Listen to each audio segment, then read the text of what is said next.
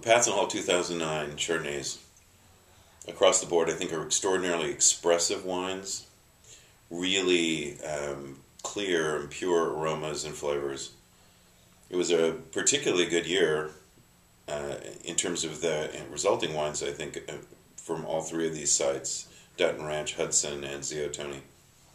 I like the acidity. They're really bright, crisp-edged wines. I like the purity of aromas. Nice, focused on the fruit elements, a little bit of spice, and sort of generally. Really lovely wines. I think they're going to be both delicious now and very ageable wines. 2009 Dutton Ranch Russian River Valley Chardonnay.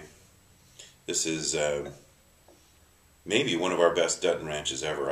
I'm impressed with the aromas in particular. They just seem to really jump out of the glass. There's a lot of that citrusy spice element, a very exotic kind of fruitiness, almost like some kind of Asian fruit aromas to it. Not a lot of oak character, very much in balance, nice spice notes from the barrels, but not really super oaky.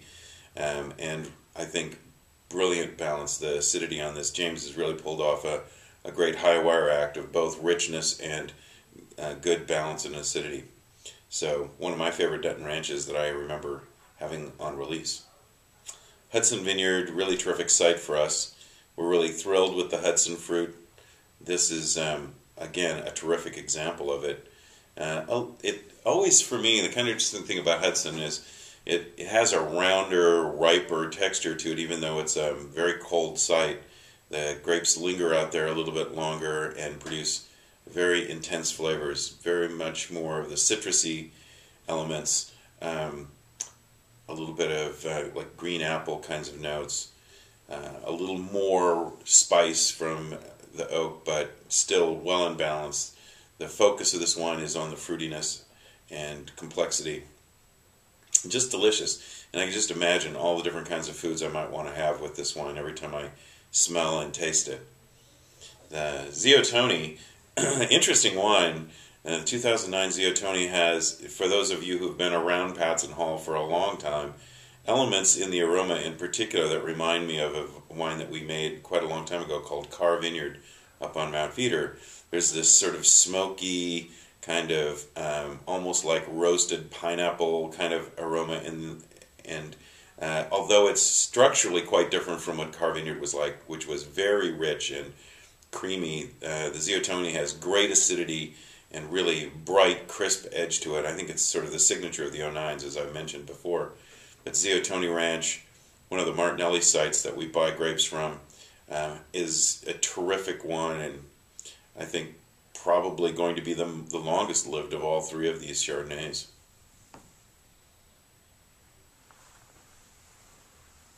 Okay, and then whenever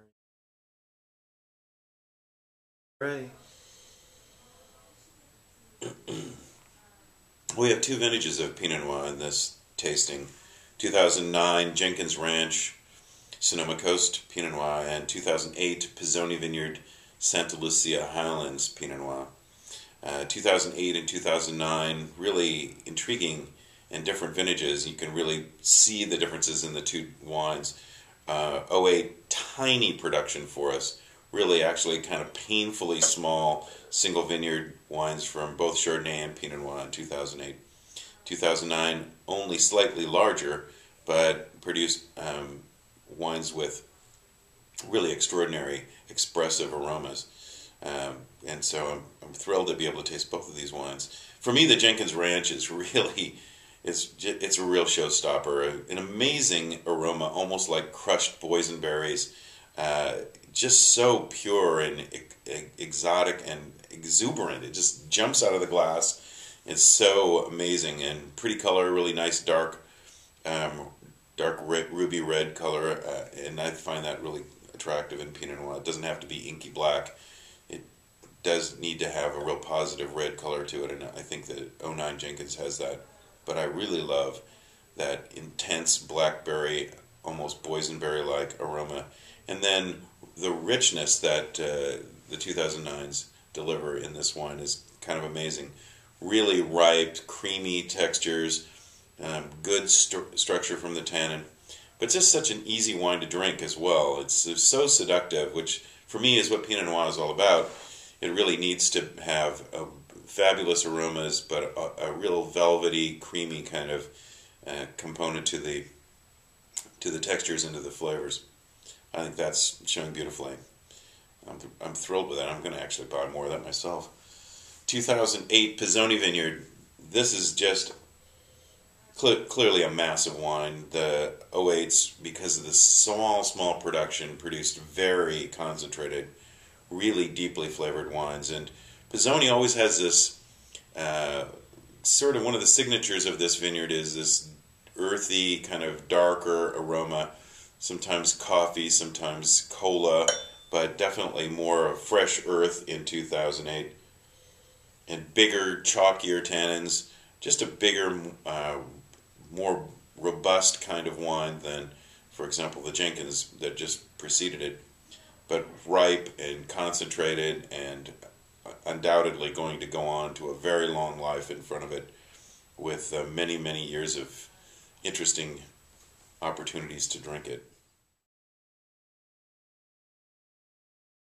Well, I think that generally all of these wines are of the highest quality that we've been able to do. One of the interesting things for Patz and Hall over the last few years is the introduction of being able to make our wines at our own winery, and that has really elevated the quality of all of our wines, having access to our own facility where everything is set up specifically for doing Chardonnay and Pinot Noir just for Patz and Hall. And you can see it in these wines, the purity and intensity of aromas and concentration of flavors in the Chardonnays, and the beautiful colors and expressive notes in both the Pinot Noirs are really exactly what we had always wanted to try to do with Patz and Hall wines. And we are extraordinarily proud of all of these.